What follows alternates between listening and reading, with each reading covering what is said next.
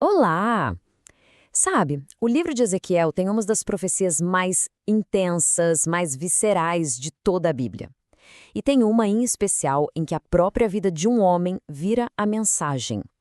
Pensa nisso, uma mensagem construída no meio de uma perda impensável, no meio de uma crise nacional.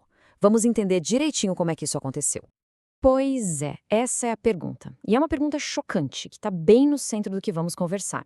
Imagina só, receber uma ordem de Deus para não chorar, para reprimir a dor mais funda que existe, bem na hora da maior perda possível.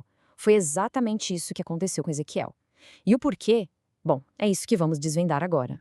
E a ordem é essa aí, direta, curta e, nossa, desconcertante.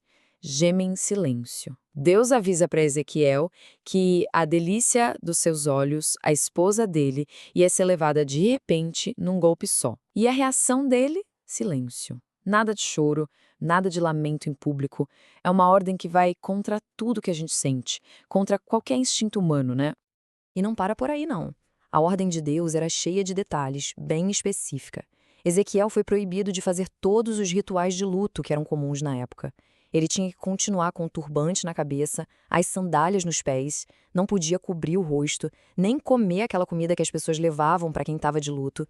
Ou seja, cada gesto era o exato oposto do que todo mundo esperava. A tragédia pessoal dele estava virando ali, na frente de todo mundo, um espetáculo, um sinal que ninguém entendia. E aí que está o ponto principal. A dor do Ezequiel não era só dele.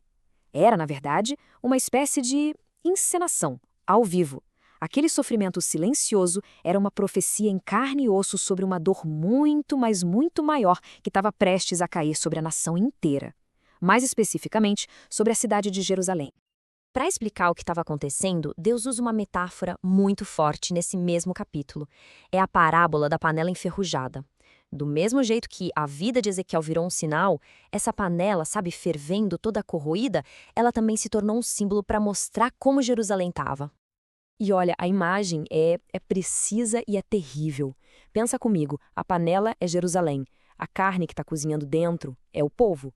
E a ferrugem? Bom, a ferrugem é o pecado, a corrupção, a violência, tudo aquilo que estava tão grudado, tão entranhado na cidade, que nem o fogo do julgamento conseguiria limpar. Qualquer tentativa de purificar aquilo seria inútil. É aqui que as duas histórias se encontram, de um jeito bem assustador. O luto silencioso de Ezequiel e o destino de Jerusalém.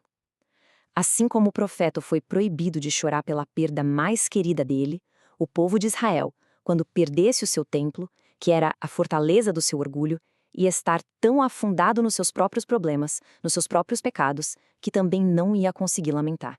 Eles iriam gemer, claro, mas só entre eles mesmos, sabe? Presos no seu próprio desastre.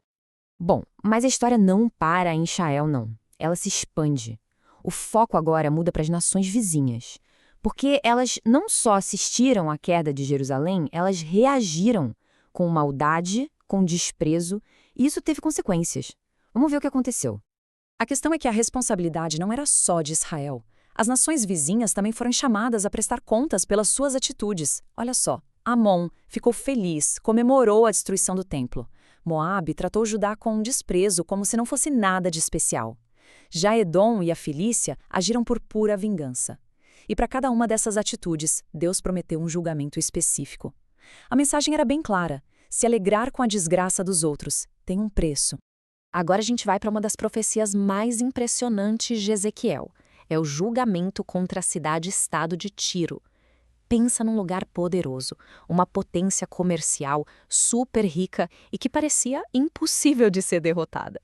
E qual foi o problema de Tiro? A arrogância deles era totalmente econômica.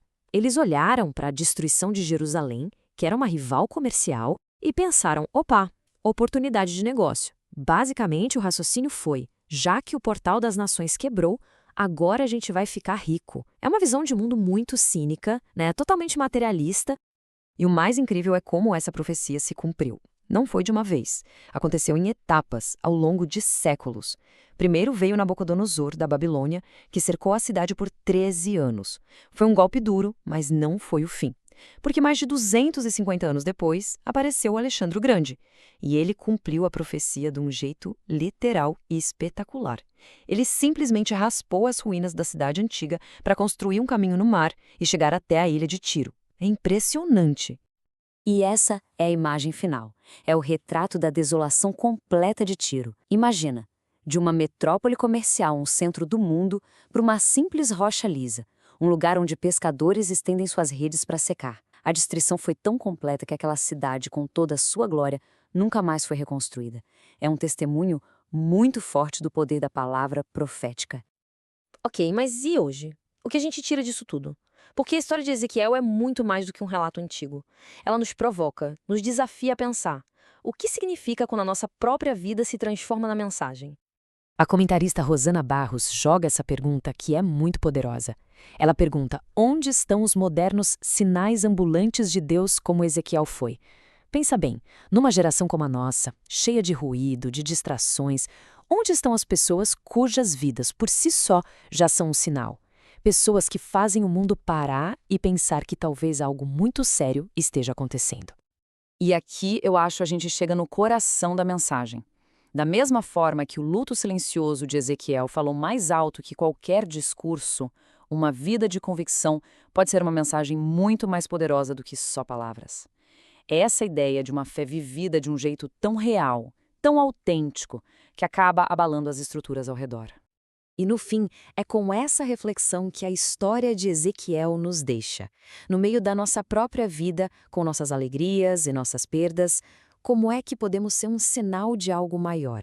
O que realmente significa para cada um de nós ser uma mensagem viva? A pergunta fica no ar.